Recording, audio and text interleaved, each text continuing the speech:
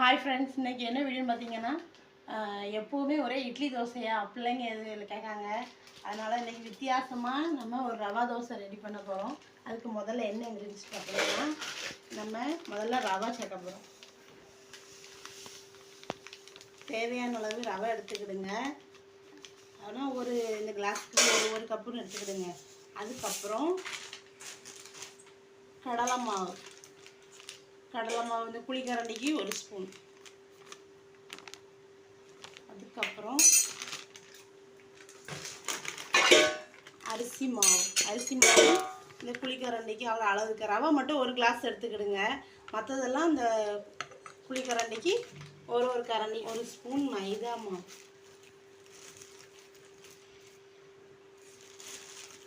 இதெல்லாம் மிக்ஸ் பண்ணிவிட்டு தேவையான அளவு உப்பு போட்டுக்கிடுங்க. உப்பு போட்டு நல்லா இதை இந்த நீர் மோர் சொல்லுவாங்கள்ல, அந்த பதத்தில் நல்லா கரைச்சிக்கிடுங்க.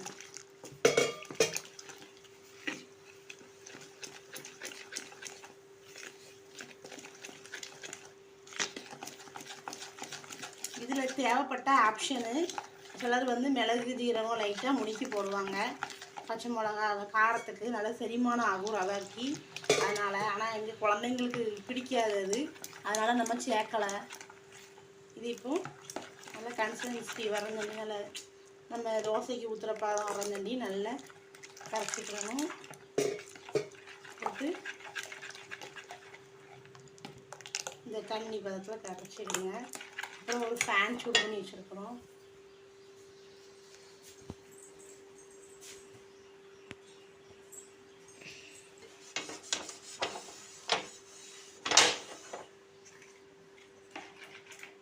அதுக்கப்புறம் இங்கே சட்டியில் இதுக்கு தொட்டு கூட அதாவது தொடுகறி நம்ம கார சட்னியாக நல்லாயிருக்கும், புளிப்பு உரப்புமா. அதுக்கு நம்ம 2 ஸ்பூன் ஆயில் ஊற்றிக்கிடுறோம். அப்புறம் எண்ணெய் சூடான உடனே ஒரு 4-5 வரமிளகா போட்டு சேர்த்துக்கிடுவோம். இதை நல்லா பொன்னிறமாக நல்லா வதக்கிக்கிடுங்க.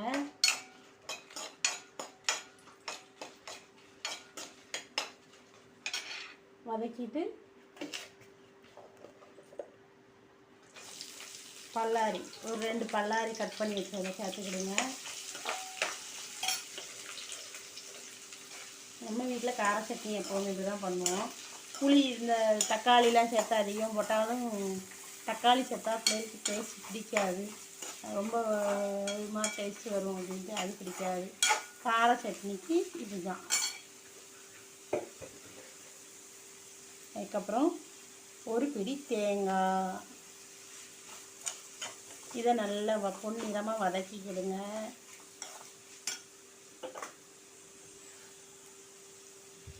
உப்பு தேவையான அளவு.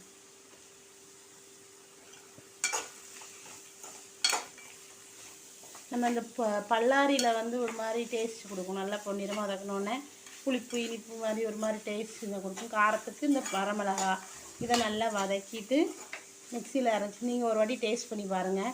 புளிப்பு தான் வேணுங்கிறவங்க ஒரு துண்டு புளி போட்டுக்கிடுங்க. தக்காளி சேர்க்குறவங்களும் சேர்த்துக்கலாம். நாங்கள் கார சட்னிக்கு தக்காளி புளி ஒன்றும் போட மாட்டேன், இதுதான் பண்ணுவேன். அடுத்து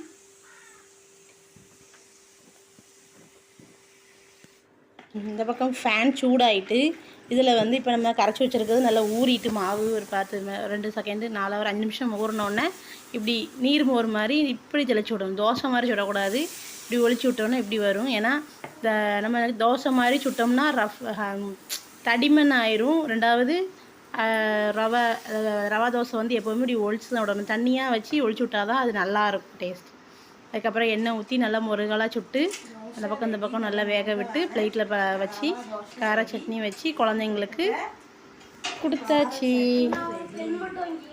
மடக்கிட்டேன்.